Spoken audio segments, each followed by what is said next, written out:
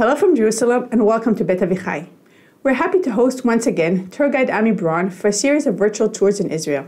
This series will deal with modern Israel and Zionism and will include Tel Aviv-Yafo, the revival of the Hebrew language in the Rishon LeZion Museum, and illegal immigration from Europe after the Holocaust through the athlete camp. We will begin with Tel Aviv. Thank you very much, Ami.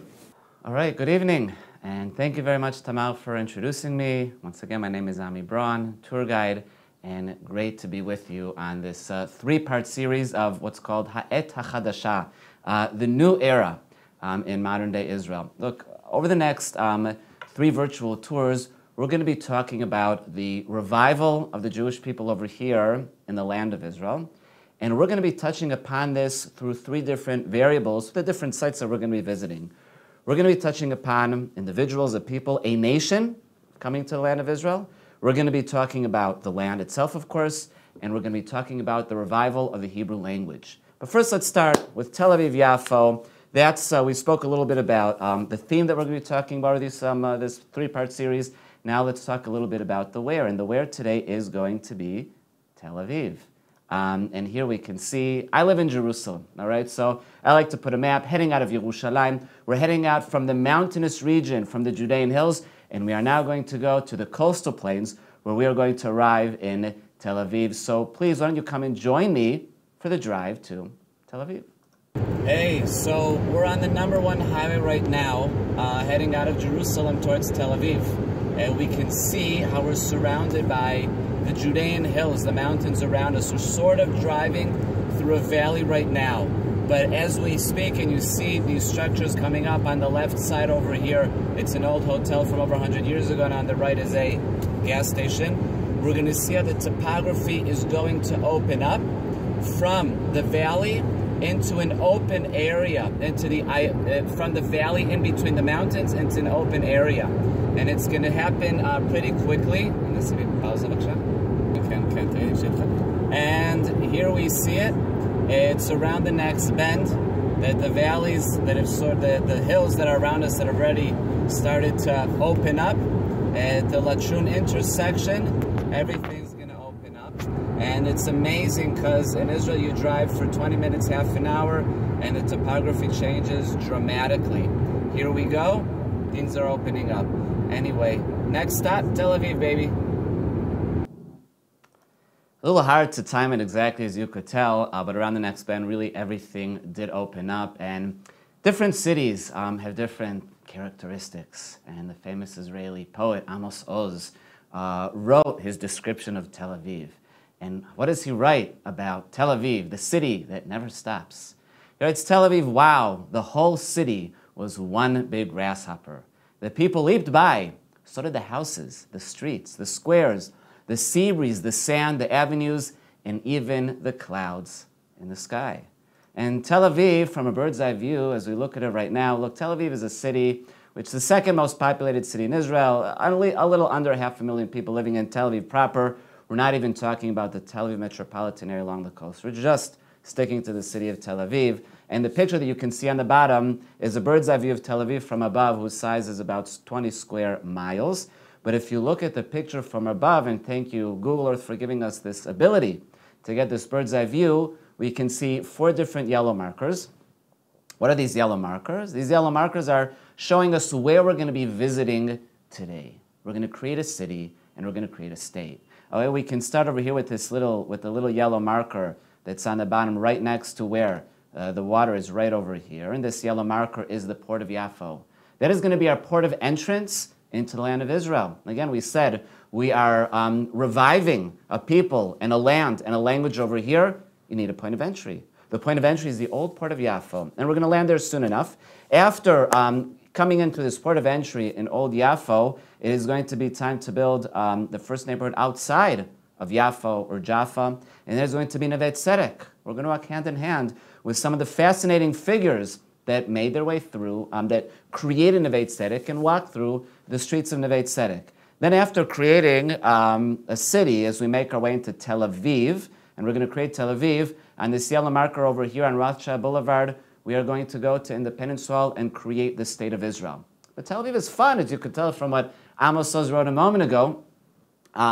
in his book, A Tale of Love and Darkness. So to have some fun, we're going to walk a little bit north to Nachalat Binyamin, the artist market, some music, some architecture, but hold on, I'm getting ahead of myself because we still need to enter the country. So let's jump over here to Old Yafo. When we get to Yafo, first of all, we're going to get to a tell, an artificial hill. And you're probably saying, Ami, wait a minute. You just said we're going to be talking about what's called in Hebrew Ha'et HaChadashah, the modern day of Israeli history, towards the end of the 19th century and the first half of the 20th century. What do you mean you're going back in history? Well, welcome to the history of Israel. And even when we're talking modern, well, the question is, where do you start from? And of course, we need to go back to the roots of things from the very beginning. So we're going to do this just very briefly, because the main idea of this series is to talk about modern day times. We are now standing on the bottom of a tell, of an artificial hill with thousands of years of history. Inside this hill, this grassy hill that we're looking at right now, this is called Tel Yafo, or the Pisgah Garden. Next time you're in Yafo, definitely worth visiting. And we can see two of the pictures that are on the bottom of this tell over here. One is of a whale, may sound familiar, whale, Yafo, Jonah running away from Jaffa, from the Jaffa port, and being swallowed by the whale as he's running away from his mission from God, the biblical story. We can also take a look at the picture that's on the bottom right corner, and that is a replica of the Ramses Gate, Egyptians ruling in the land of Canaan before it's called Israel. We're talking about over 3,000 years ago. This scale will date back to about 3,200 years ago when the Egyptians had overall rule in the land of Canaan. But I think it's time to go to the top of this tell over here. And in order to do that, we just jump forward. And this is the view from the top of the tell. And now, we're not looking at ancient history anymore. We are looking at modern day Tel Aviv. And if we take a look at the picture that's sort of superimposed over here onto the side of the Mediterranean Sea, we can see the area of the Port of Jaffa that we're going to jump down to soon enough. It's point of entry. Point of entry for who? Point of entry for the first waves of aliyot that are going to be making their immigrants, of Jews making their way to the land of Israel, starting in the 1880s, 1882, the first aliyah, and the first few aliyot that will make their way into the 20th century. And they're going to arrive at Jaffa. They're not going to want to stay in Yafo for very long. By the way, I go back and forth with Yafo. That's how we say it in Hebrew, Jaffa in English. Let's stick to Yafo. They're going to come to Yafo. They're not going to want to stay in Yafo for very long. And maybe when we're actually down in the port, we'll talk about why. And they're going to start very quickly making their way out. And they're going to be creating a lot of the very first new towns that will be in the land of Israel, such as Rishon LeZion, that we're going to be visiting next week and talking about the revival of a language with Eliezer ben Yehuda. It can be Petach Tikva, it can be Rosh. The list goes on and on, but we're not looking at that right now. We're looking at skyscrapers, at the skyscrapers of Tel Aviv. And soon enough, by 1909, they will have already, many of them left Yafo, and they're going to be creating a new neighborhood. This is the neighborhood that we're looking at in front of us over here, these skyscrapers that will eventually turn into Tel Aviv. Let's have a little fun. Let's see where we're at right now. And in order to do that, let's twist and let's turn. And here we go. Just to have a little bit of fun. Modern day technology. We are now on top of Tel Yafo over here in the Pisgah Garden. And let's first of all take a look right at where we're standing. We're on this beautiful platform, okay, just to get a bit of a view of where we're at. In front of us, we can see, sort of beyond these trees, these red-roofed homes. And the story of these red-roofed homes are, I'm a big baseball fan. Love American sports. My team always needs a good center fielder who can throw the baseball from center field to home base and get the runner out. I think there was a really good center fielder standing in Yafo, the second half of the 19th century, a man whose name was Aharon Shlush. Because according to the legend from somewhere in Yafo, let's say for over here for argument's sake, he takes a stone and he throws it as far as he can.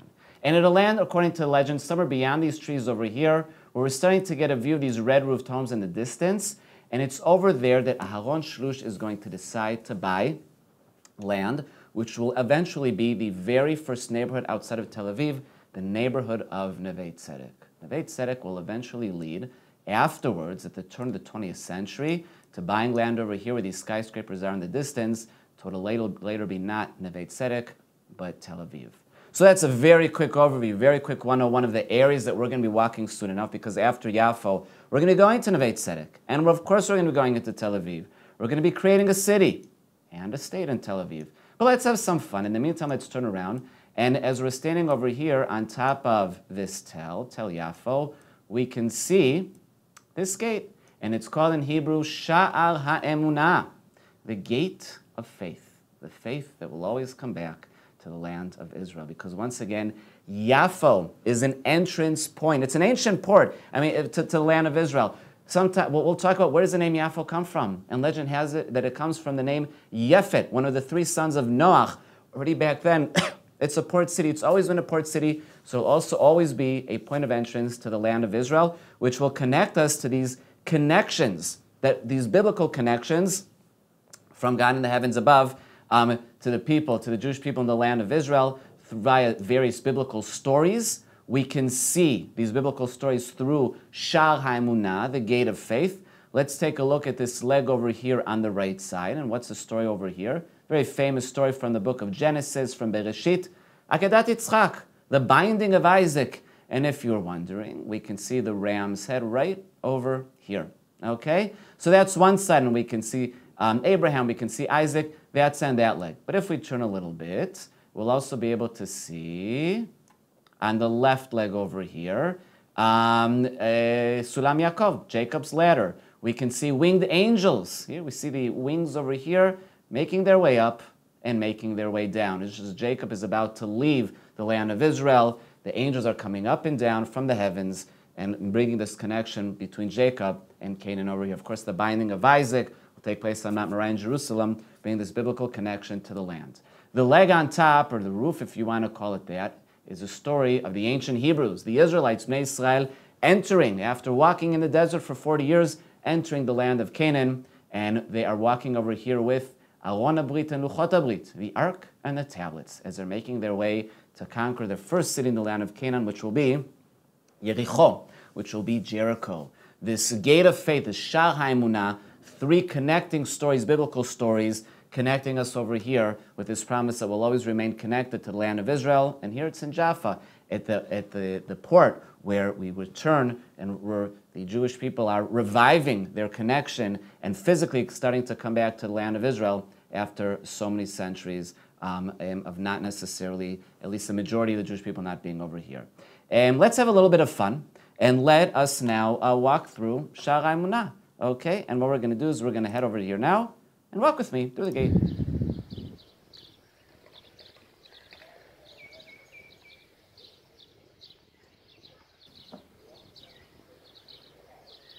And there we go. We've walked through the gate. I hope you made a wish. Almost forgot to tell you to do that. And wow, as we're making our way around Jaffa, we can also have a little bit of fun. So we went through the wishing bridge. We went through Sha'ar HaEmunah, the gate of faith. We made maybe a wish, and right around the corner we can go to the wishing bridge. There's this theme in Jaffa, which is a lot of fun, and it's about the mazalot. It's the zodiac.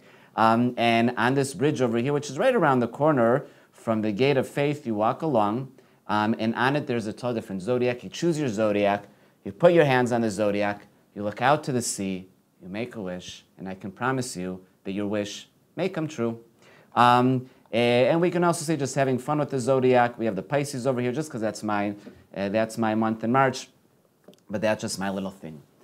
Let's go down to the port and let's see what happened down at the port. Let us meet and greet some of the figures that led to the creation of what we have today, what we see today in the land of Israel.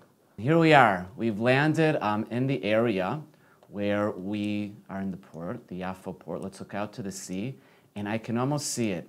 Ships making their way to over here. And these ships also from before, but when we talk about, in history, about the Aliyot and the beginning of modern-day Zionism, we need to choose the year. And the historians chose the year 1882. Why 1882? Because it's in that year that the first Aliyah, the first of what will be 5 Aliyot, will start, that'll be all the way until the creation of the State of Israel in 1948, will make their way to Israel. And the ships will arrive to over here, and we can see the port where they come to. We're looking around, and if we look a little bit further up the port over here, we can see a building. This is the building that they actually came through, and they got stamped and were recognized and whatnot, and their names were written down. This building was recently taken down, but that is where many of the immigrants who made their way in the ships over here, they'll come into. Now, Who are these people? A lot of these people, these will be, in the first wave of Aliyah, these will be many religious families that will make their way from Russia,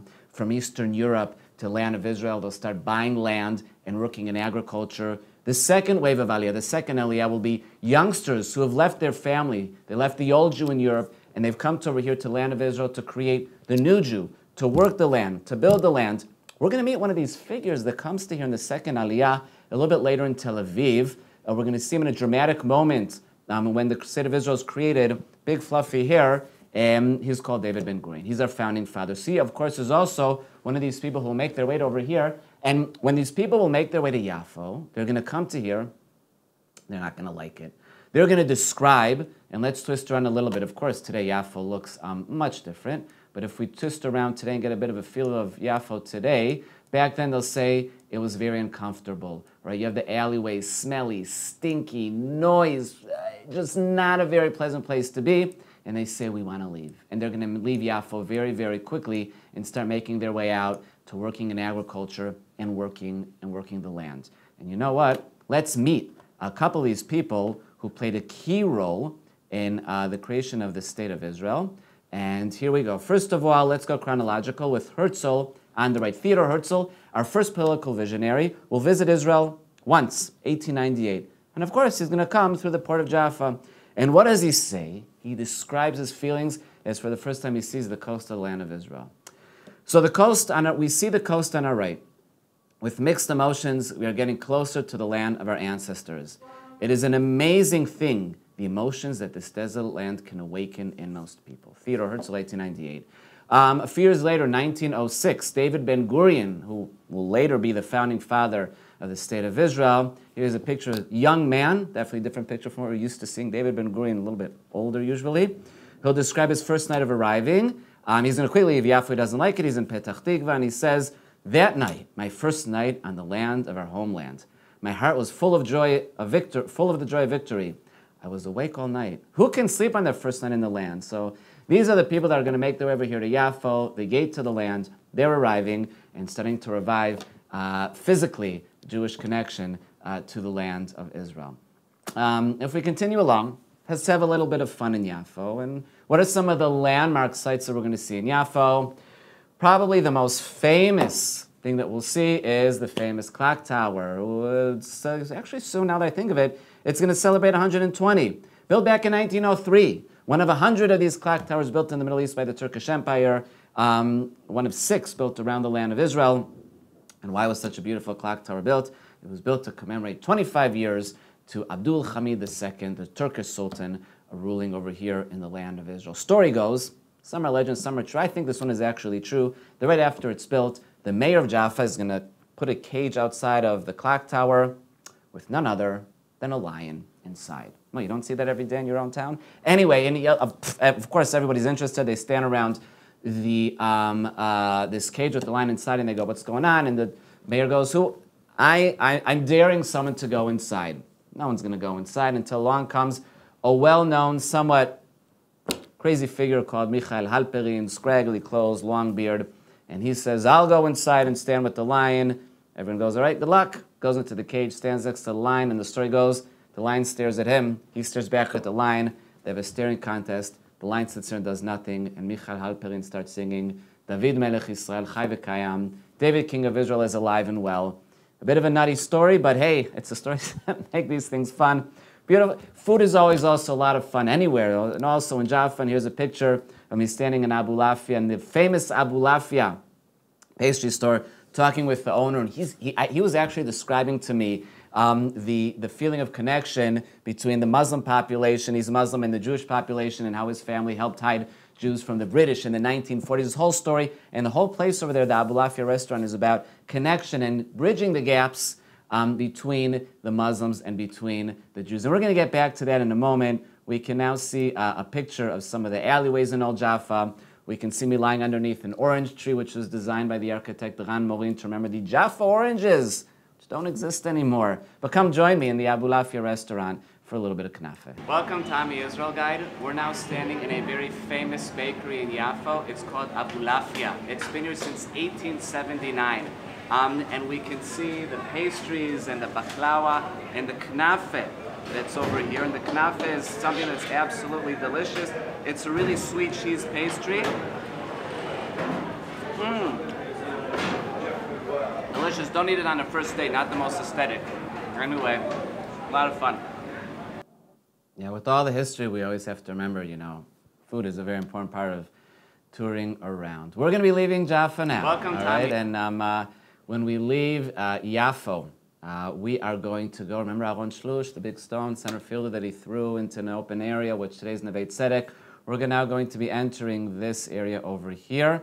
And this is the first neighborhood that is going to be built outside of Yafo, and it is called Neve Tzedek. Built in 1885, 1880s it'll be built, and we can see the red roofed homes. This is the whole area over here before, sort of in front of the skyscrapers of Tel Aviv, because Neve Tzedek will be built in the 1880s. Tel Aviv is going to come over 20 years later, about a generation later.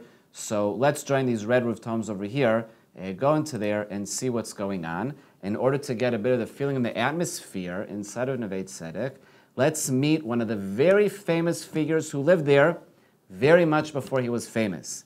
His name is Shai Agnon, Shmuel Yosef Agnon, who later on, in 1966, will win the Nobel Prize for Literature. And he is on our 50 shekel bill, or at least used to be our 50 shekel bill. He's going to write a book called Tmol Shilshom, Only Yesterday, and in it he's going to use this figure called Isaac. Isaac is really him. And he's describing, he's a youngster, his arrival in 1908 to Neve Tzedek. If you've ever traveled around Israel in the summer, in the heat, I think you might connect to what he's writing about over here. He says like this about his arrival in the land of Israel, and he's in Neve Tzedek. Isaac went out to look for a cart. As soon as he took one step, both his feet sank in the sand, right? 1908, it's not all built up like today.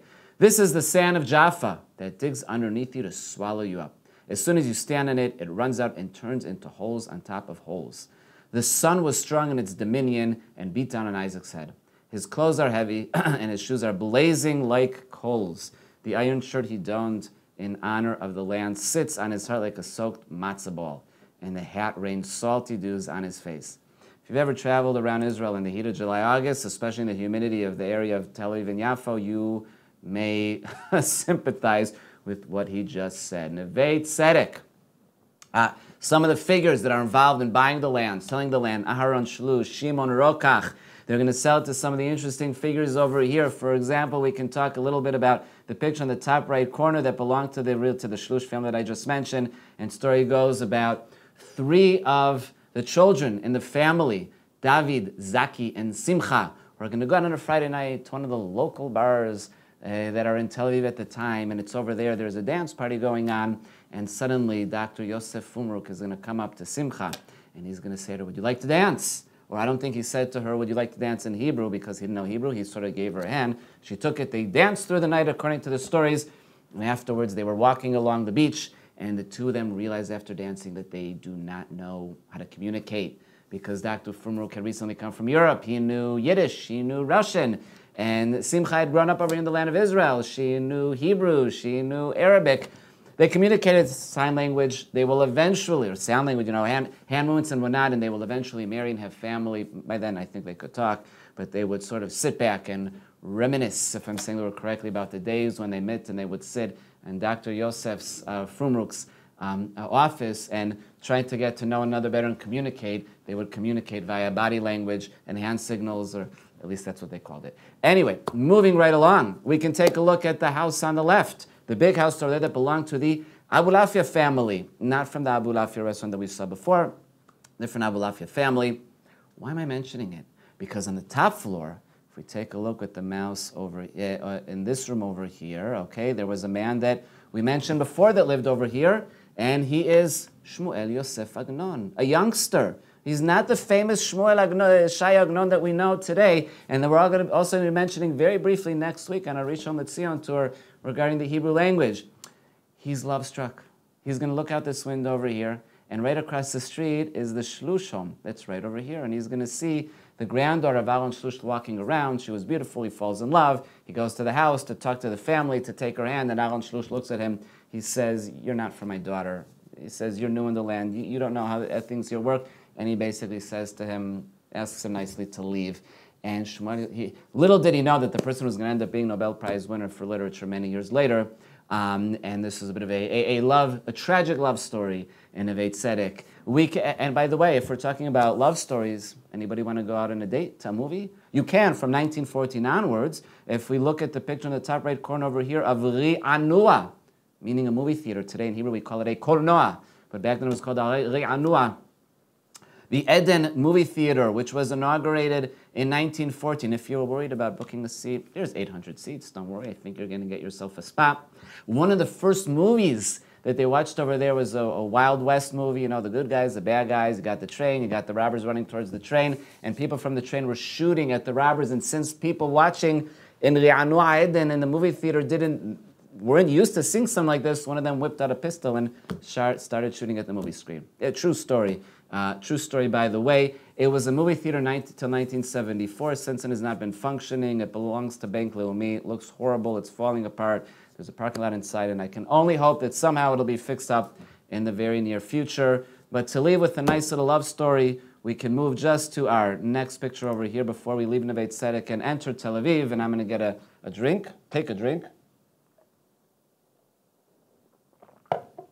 It is hot out there in Neve Tzedek, in Neve Tzedek in July, August. We can meet the Rothschild family. And when we meet Shimon Rothschild, who was one of the founders of Neve Tzedek, he has several daughters. It's at that time that he's living over there that there is a young man who has recently immigrated from Europe, a man whose name is Leon Magero. And Leon Magero is going to come to Neve Tzedek. He's looking for a bride. He's looking for a wife. And he stands outside the Rothschild home. And as he's standing outside the Rothschild home, he hears someone playing the piano, and it's beautiful. He asks around. He says, "Who's playing the piano?" She, whoever's playing it so nicely. And they say to him, "Oh, it's Chana Rothschild, the daughter of Shimon Rothschild, the prettiest girl in town." So Leon Magero is going to go home, and he wants to impress her. What's he going to do? He's not going to bring his doctor credentials. He's going to bring a violin. He's going to stand in front of this home. He's going to get down on one knee. He's going to play his violin, and he's sure with that he's going to capture Chana Rothschild's heart. But instead, Shimon Rothschild, the father, sticks his head out, very angry, and says to him, "Shabbos, it's Friday night, what's wrong with you? You can't be doing this after Shabbat came in." Leon Magero gets very embarrassed, puts his tail between his legs and gets out of there. But Chana Rothschild saw him, and she says to him, I can just picture this in my head, "Abba, please," I mean, the guy seems, he's cute. I mean, it'd be really nice if I could get to meet him. Shimon Rothschild's heart melts, calls Leon Magero back. Leon and Chana have a wonderful relationship, and they want to get married. And Shimon said on one condition, that you do not mechalel Shabbat, that you do not desecrate the Shabbat. So love stories in Neve Tzedek are always a lot of fun, but we're going to leave Neve Tzedek now, and it's time to create a city, and it's time to create a state. We're going to move over now to Rajchai Boulevard, which is over here. By the way, the small picture on the bottom that we keep seeing is of Tel Aviv as a whole. Okay, we can see this is all Tel Aviv, this whole area over here, and we're staying really in the southern part of Tel Aviv over there. And as we're going to Rajchai Boulevard, I mean, we're going to see Rajchai Boulevard soon enough today, which if you've been there, or if not, we'll see it soon enough on the Google Earth and in the pictures, it's in the middle of a very busy city. Let's put it like that, an extremely busy street. But if we were here in 1909, it would be all sand dunes. Very famous picture from Tel Aviv, April 1909. 66 families are buying land over here in the sand dunes of a neighborhood that they're going to start by calling Achuzat Beit. It'll only get its name Tel Aviv a little bit later. And there's going to be a lottery where you have 2 piles of seashells. In 1 pile of seashells, you have numbers. There are 66 numbers of lots. On the other pile of seashells, you have 66 different family names. And they're going to do a lottery where they're going to connect them together. And these sand dunes over here are literally on Rothschild Boulevard. And if that's the case, what I want to do right now is let us go to Google Earth and land on Rothschild Boulevard. And here we are. No sand dunes anymore, I'll tell you that much. And this is even without hearing all of the tremendous amount of noise that we always hear when we're standing over here. Hello, Rothschild Boulevard. I want you to notice this little coffee shop over here. Great coffee, by the way. Been there many times. It is a replica of the original and one of the very first coffee shops in Tel Aviv from back in 1909, 1910. But as we're looking at Rothschild Boulevard from south, we're looking from south to north now. Let's look west, direction of the sea. And I want to walk up this block a little bit. And as we're walking this block, I want you to pay attention to this building that's called Migdal Shalom that was built in 1965. And it is on this site that until the 1960s, there was the first school in Tel Aviv that was built, and it's called Gymnasium Herzliya. Okay, we don't see it anymore, but it's there. I'm pointing it out. It's very important for me to point out because it does not exist there anymore, but we are going to be talking about it. But as we're making our way through over here, and we're walking through the street, of the 66 original homes that were built in Tel Aviv, there is only one left today. And you are looking at that house right now. This is the house that belonged to Aryeh Weiss. Aryeh Weiss was one of the founding fathers of Tel Aviv. And what does he write about Tel Aviv in 1906, when they're still just, thinking about creating Tel Aviv? So he says the following thing. He's going to say, I have a plan as to how we may build 100% Israeli cities. The streets will be broad. Remember, it's all sand dunes then, okay? The streets will be broad. The homes will have running water and be surrounded by gardens. Electric lights will blaze in the streets, and houses and industry will have electrical power day and night. Back then, it was a big deal. A comprehensive sewage system will be established, and everything required for a modern city will be installed. So we're creating a city over here, and what we're looking at right now is where we were standing before. We're looking at Rothschild Boulevard and the very replica that exists today of the first coffee shop that was built in the area. We can see that's on the bottom picture. In the top picture, we can see the original coffee shop built over here. This is Rothschild Boulevard. We can see all the sand in the area and some of the first homes that were built on the sides of the boulevard over here. Now, what's also important to remember is at the further end of the picture, what I'm surrounding now with my mouse is a water tower. Okay, please remember this water tower. And now, let's go look at some mosaics, modern-day mosaics that will describe Tel Aviv a little bit. And the first one belongs to an artist whose name is David Sharir.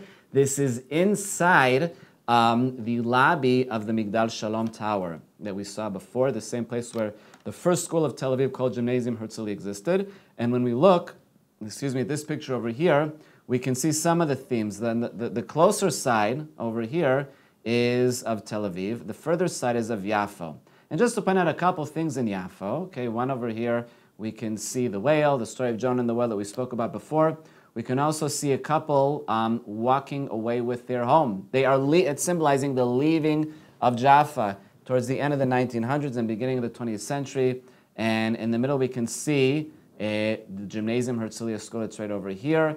And then we are going to continue into modern-day Tel Aviv. Life, that's what it's all about. Scaffolding everywhere, because they're always building over here in Tel Aviv. We can see Shabbat table. We can see planting plants on Tu B'Shvat, celebrating the agriculture. Of course, we have the ocean, the Mediterranean Sea, a very big part of culture and life in Tel Aviv. Someone playing the piano over here. And lots of different fun different things as we're standing over here inside of Tel Aviv. If we continue on with the mosaics, if that's David Sharir with the mosaic from the 90s, let's go back to Nachum Gutman, the very famous local Tel Avivian-born artist, and he's going to create a variety of mosaics of Tel Aviv. One of them, like this one that's on the left side of your screen, is actually outside of the Shalom Tower, and we can see the yellow background because it was all sand dunes at the beginning. At the top, we can see this building over here, the Gymnasium Herzliya, the first, like I said, the first school built in Tel Aviv. We can, oh, by the way, it's named Herzliya. It's named after Theodore Herzl, our first political visionary who we met earlier on, all right, when he came to the port of Jaffa. We can also see in this area over here is the coffee shop, all right, and then we're going to walk up Rothschild Boulevard and we can see the water tower that's on this side over here. And if we move on to the next picture, one other thing that I wanted to also point out, which is cool to see, is I want to also point out the tree that is in the shape of a menorah. I know it's a little hard to see over here, but a lot of these different things that we're looking at over here come to really show Tel Aviv from over 100 years ago. Let's pop over now to our next slide. And over here we can see a mosaic that's sort of moving along, telling the story of Tel Aviv. In the further picture, we see two people walking along with wheelbarrows. These were called in Hebrew the Meritznikim, the wheelbarrow people, because they were flattening out the sand dunes. We can see culture in Tel Aviv, sitting on the beach, going to the opera, for example, or the first electrical light blazing in the streets of Tel Aviv. And modern-day Tel Aviv today in the final mosaic over here with the Gymnasium Herzliya School in the middle on this yellow background, sort of in the heart of Tel Aviv. We remember it, even though it does not exist anymore. Continuing on with different monuments that are remembering Tel Aviv at its beginning. Remember the water tower that I mentioned before? So when we walk up Rothschild Boulevard, and we're going to do that on Google Earth in another moment, we're going to get to this pool over here, which is the story of the water tower that used to exist and doesn't exist anymore. And behind it is the monument, which tells also the story of the creation of Tel Aviv. And the bottom we see the Meritznikim, the wheelbarrow people who are flattening out the sand dunes. And on the next two levels over here on this monument, we can see some of the different buildings in Tel Aviv. And of course, we have the emblem of Tel Aviv on the right side over here, where we can see Tel Aviv as a lighthouse or a light tower, a light onto the nations, light coming out of Tel Aviv and out of the land of Israel. It's on the water because, of course, it's right in the Mediterranean Sea, and it has 7 stars because Theodore Herzl, in his vision of what the land of Israel looked like, spoke about 7 hours of work a day. We work a little bit more than that at the end of the day. Let's walk around a little bit on Rothschild Boulevard.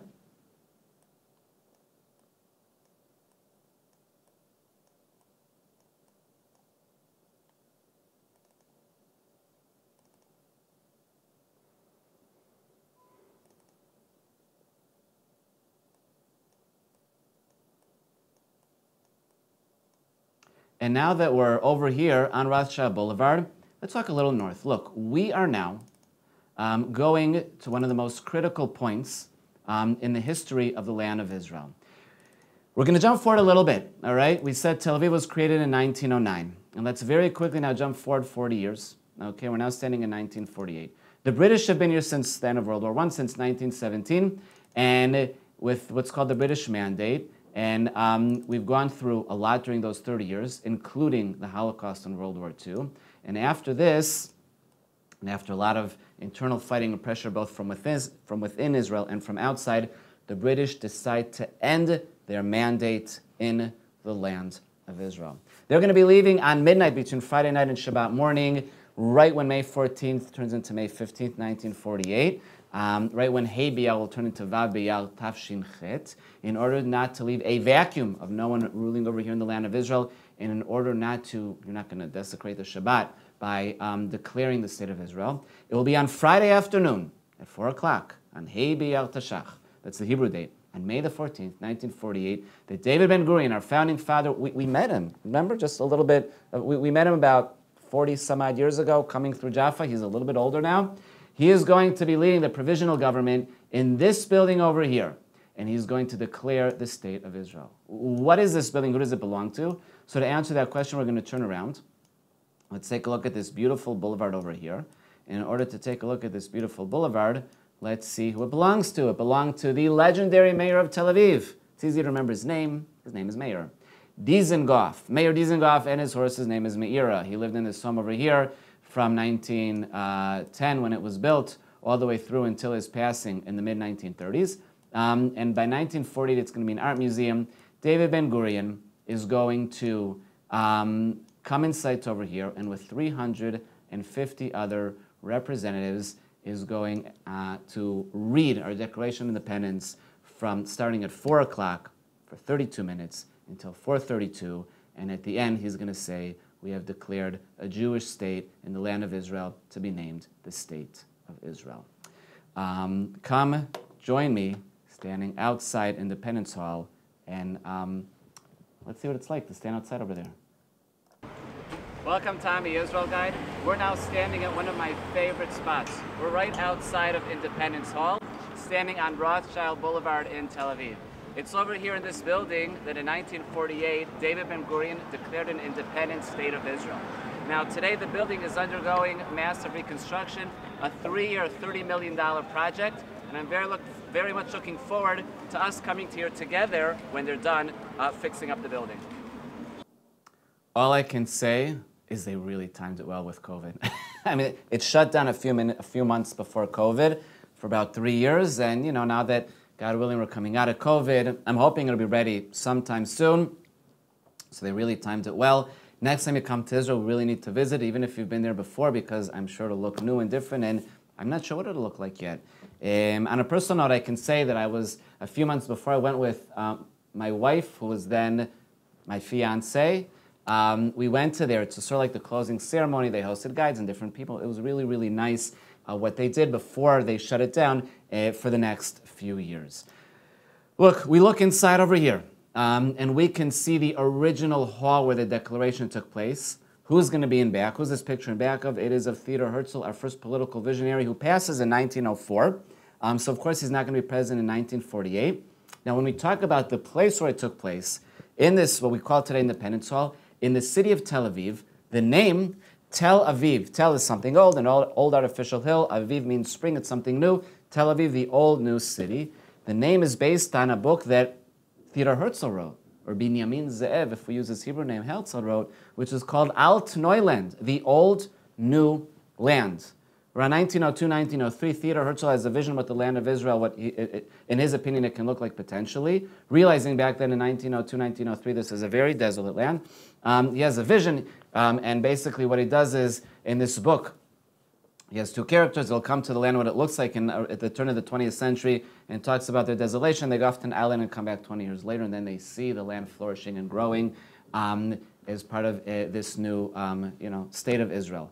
And with his vision and his political vision to create a state, his face, his picture will be over here in Independence Hall, where his vision came into fruition.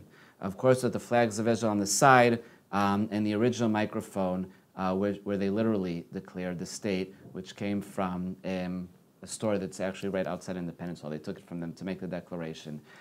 Famous picture of David Ben-Gurion standing over here, declaring the state, and we can see the different members of the provisional government over there coming to over here to be part of it. By the way, if you're wondering why it took place in Tel Aviv, because of course the capital of the Jewish people is Jerusalem, modern-day Israel, eternal capital, thousands of years back. The simple answer is because the state of Israel was created in fire, literally, already in the midst of the independence war, and Jerusalem was under siege. It just was impossible for all these representatives to make it, impossible physically for these representatives to make it to Jerusalem to declare a state. So the declaration took place in Tel Aviv and not in Jerusalem. Look, when this declaration takes place, I think it's something unique, because we can talk about different declarations in different countries. I mean, there's Independence Hall in Philadelphia in the United States, which is on my bucket list. I haven't been there yet. We can talk about a lot of different places like this in the world. But in my opinion, what's unique about this is that, look, we're saying L'Shana Haba B'Yerushalayim, next year in Jerusalem. All right, we have Leila Seder, Passover Eve is around the corner at the end of it. If we're still awake, if we're not too tipsy from 4 glasses of wine, we're going to say L'Shana Haba B'Yerushalayim HaBenuya, next year in built up Jerusalem. No matter where we were around the world, no matter when, no matter how, we always said it. We always remain connected. As a people, we remain connected. With our Hebrew language, we remain connected. With our Jewish religion, we remained connected to the land of Israel. And here, the state of Israel officially is being created inside of this building over here, back on Hei B'Yar Tashach, May the 14th, 1948, at this very momentous and unique moment in history. And I think that's something that's unique to other independence halls around the country. But yalla, let's have a little bit of fun, all right? Let's Tel Aviv is a fun city, just like Amos Oz said. People, grasshoppers, people running, jumping, the city is rolling by. So let's move a little bit north. We're going from south to north, and let's go over here to the area of Nachalat Binyamin, where we have the artist market, we have architecture, and let's see a little bit of the fun of Tel Aviv. And first of all, the architecture. Tel Aviv is recognized by UNESCO as a World Heritage Site, the White City of Tel Aviv. And why? Well, the answer is in this picture over here in the top right corner. Not just that building, but that's a style of architecture where there are hundreds of buildings in Tel Aviv with a style of architecture that is called the Bauhaus Architecture. Or to be honest, the Bauhaus is actually the name of the school where the architecture was taught in Germany. The real name is the International Style. You may be looking at this picture and saying, all right, what's so special about it? It doesn't seem too out of the ordinary or unique to me. And the answer is as follows. Look, Bauhaus architecture was a watershed line in the history of architecture between the classic European architecture from before, which is more cluttered, all right, as opposed to the architecture that came afterwards, which was very far from the classic, more cluttered architecture that came from before. The Bauhaus Architecture is from the 1930s. The Nazi regime shut down the school in Germany. Many of the architects or budding architects were Jews. They immigrated to the land of Palestine, as the land was called before. It was officially named the State of Israel in 1948. And when they come to over here, when they come to the land of Israel in the 1930s, they're going to start building like crazy over here in Tel Aviv. And what is unique and special about the Bauhaus architecture? First of all, it's a lot of things. First of all, that it's clean. Okay, it's not cluttered, it's very clean. You see a lot of sort of like empty spaces in this building over here where you don't need something, you don't have something. In addition to that, it is very functional. From the flat rooftop on top. Tel Aviv is a party city, social city. You want to have fun, you want to have parties, flat rooftop, so on top you can have parties. In addition to that, there will a lot of times be shade coming out from the building. One small example over here is this porch that gives shade when you're walking down on the sidewalk because Tel Aviv is hot, right? You want shade. We can see the windows that are running along over here. On one hand, they're big enough for light to emanate inside. On the other hand, in this building, they are quite large, but in many other buildings, they're not too big, not like this, so that not too much light will come in because, again, Tel Aviv is hot. This specific building also looks a bit like a ship. We can see these two round windows over here, 1 and 2, and it does have a bit of a shape of a ship over here in the front. The reason being is it comes to symbolize the now in modern times, all right? When we have steamships and information can travel from one place to the other place very, very quickly, this is symbolizing the modern era where information, such as the Bauhaus architecture, can quickly get from one side of the world to the other. We're doing this in reverse chronologically because of the Bauhaus architectures from the 1930s. Let's go a decade back to the 1920s. Where we can see more of the classic architecture that will make its way over here from Europe, but with a twist, a Jewish twist. What does that mean? It means like this. This is called the Tamar building. It's personally my favorite building in Tel Aviv, and every time I walk by it, I stop, whether it's friends or people that I'm guiding, and I talk about it. And sometimes in the 40-degree heat of Tel Aviv in the summer and the 1,000% humidity, I don't know how much they appreciate it, so I apologize if I did that to anybody. But either way, look, when we look at this building, the Tamar building over here, let's take a look at the Jewish motifs in the architecture. First of all, it's not necessarily a Jewish motif, but a land of Israel motif. We'll start with that. And that is a palm tree over here. Okay, we can see this palm tree. All right, I know Tamar is listening. She's in the background. Did you know there's a building named after your name in the middle of Tel Aviv, the Tamar building? Anyway, it's the palm tree, because there's so many palm trees with dates, Tamarim, in the land of Israel. In addition to that, take a look at the corners on the roof over here. We have over there and also over here. What are these corners? Those corners symbolize a mizbeach, an altar. In the temple, in Beit HaMikdash, first temple, second temple, 2,000 and 3,000 years ago, we have the altar, and the altar always has corners. So this is another connection over here to Judaism. If we take a look, a little hard to see, but at the railing over here, on the porches, there is a menorah, a 7-branch menorah that is embedded over here into the porch. And right on the bottom of the picture, I just got it into the picture, into the frame. At the very entrance, we can see one side of the main entrance to the building, the right side and the left side. These are two symbolizing, like two pillars or two columns, Yachin and Boaz, which were the two big columns that were at the entrance to the temple, first and second temples in ancient times. So this is classic architecture with a Jewish or Israeli twist to it. We can go on and on if we were standing next to the building, but I think I'll stop. Fun in Tel Aviv, graffiti. One of the really fun things to do are graffiti tours. You go on for an hour about the graffiti and what it means, or a couple of hours, and I recommend doing it when you're in Tel Aviv, and these things have been popping up a ton over the last couple of decades. And I have 2 pictures over here of graffiti, usually when I'm guiding interactive, and I stop and ask people to please try and read on their own what it says over here, because these are a few sentences. And then people figure it out, so let's see. We're going to try to take a look. Here's the first word, okay? And within these pictures, there's letters in English. We have Y, okay? And over here we have O, and here's U, meaning you, and then that's first word you, and then A, R, and E, you are, and then the third word is W-H-O, you are who, and then you are who you are. I'll just go quickly. Buy the shoes you wear. Okay, so you have a W, you have an E, you have an A, you have an R. You are who you are by the shoes that you wear. This is a message, okay? What shoes do you wear? Do you wear nice fancy shoes? Even if they're the shoes that hurt, they're painful, but you want to make the impression, so you're going to wear, fancy shoes and look nice? Or are you going to be the type of person that says, I'm just going to wear comfortable shoes, even if they're simple, even if they're whatever, that's what I'm going to wear. This is like a fashion statement, a cultural statement, where are you in your life kind of statement. What kind of person are you, maybe more, I would say, statement that is coming from this graffiti. If we move on to the next graffiti, we can take a look at this picture over here. The person left the group. Now, does that sound familiar? This is a funeral. You usually don't see it at a funeral. You'll see it on WhatsApp. Okay, you have WhatsApp group, and when you leave a WhatsApp group, it'll say the person has left the group, which I always found very annoying that it says that about me when I left the group. I don't want it to be a big deal. But do we do anything when someone's left the group? They left the WhatsApp group. So what? There's like so many of these groups. And on the other hand, when you have a funeral, and that's what this is a picture over here of on this graffiti, it's of a person who's passed away. You make a big deal when someone passes away, and when someone's left the group when they pass away. And does it say something about our culture today that you've left the WhatsApp group and it just says someone's left the group? Do we respond to it? Do we make a big deal about it? It's so easy to leave a group today. And also something says a little bit about our culture and a little bit about our way of life today. That's the message from this picture, this graffiti picture over here.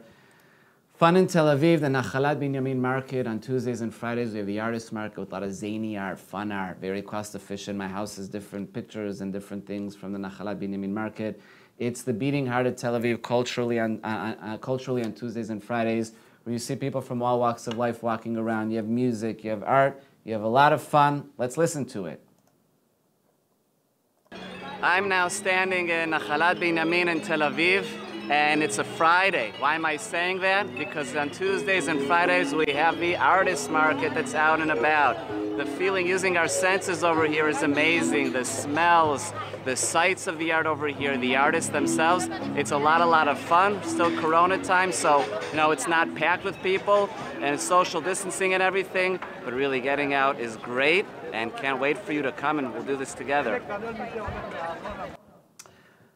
And food, we've already met food. We met earlier, we met the knafe before. It can be the shawarma, and it can be also a little bit more music. And let's finish our Tel Aviv tour with a little bit of music on Rothschild Boulevard.